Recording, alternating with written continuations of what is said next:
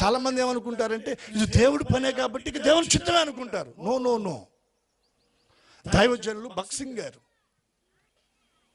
ఆయన పరిచర్య ప్రారంభ దినాలలో ఒక దినం అంట ఆయన దగ్గర డబ్బులు ఏమి లేవు, ఎంతో కొద్దిగా చిల్లర డబ్బులు ఏదో కొద్దిగా ఉంటే ఆ రోజు ఆయనకి బాగా ఆకలిగా ఉందంట.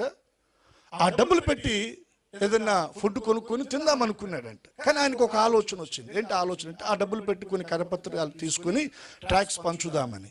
వెంటనే ఆలోచన రావడంతో ఆయన భోజనం కూడా మానుకొని ఆ డబ్బులు తీసుకుని వెళ్ళి ట్యాక్స్ ఖర్చు పెట్టి ఆ పత్రికలు తీసుకొని ఆ పగటి కాలం అంతా కూడా పంచారంట.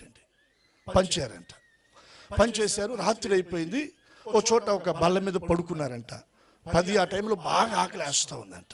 ఆకలేస్తూ ఉన్నప్పుడు ఆయన ఒక విధమైనటువంటి అసంతృప్తిని వ్యక్తపరిచాడంటే లేచి కూర్చొని, ప్రభా, నా దగ్గర ఉన్న డబ్బులు కూడా నీ పని కొరకే ఖర్చు పెట్టాను కదా, స్వార్థ పరిచర్య చేశాను కదా, నాకు ఎంత ఆకలిగా ఉంటే కనీసం నువ్వు నన్ను గమనించలేదు, ఇంత ఆకలితో నన్ను పస్తు పెడతావా అన్నట్టుగా కొంచెం ఎక్కడో ఇన్నర్లో ఆయనకి ఫీలింగ్ కలిగిందంటండి.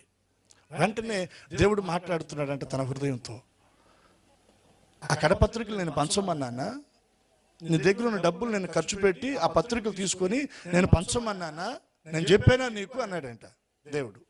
చెప్పలేదు ప్రభు, నేను చెప్పలేదు, నీ పనే కదయ్యా అన్నాడంట. నా పనే, కానీ నేను చెప్పానా, చెప్పలేదు, చెప్పకుండా నువ్వు చేసావు కాబట్టి నీ విషయంలో నాకు బాధ్యత లేదన్నాడంట.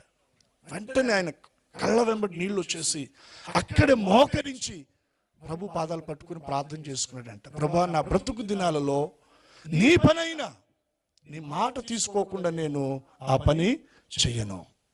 చాలా మంది ఏమనుకుంటారంటే దేవుని పనే కదా, దేవుని చిత్తమే అనుకుంటారు. No no no. దేవుని పనైనా అది నువ్వు చెయ్యాలో చేయకూడదో మొదట నువ్వు కనిపెట్టి దేవుని దగ్గర ప్రార్థన చేయాలి. అది దేవుని చిత్తమైతే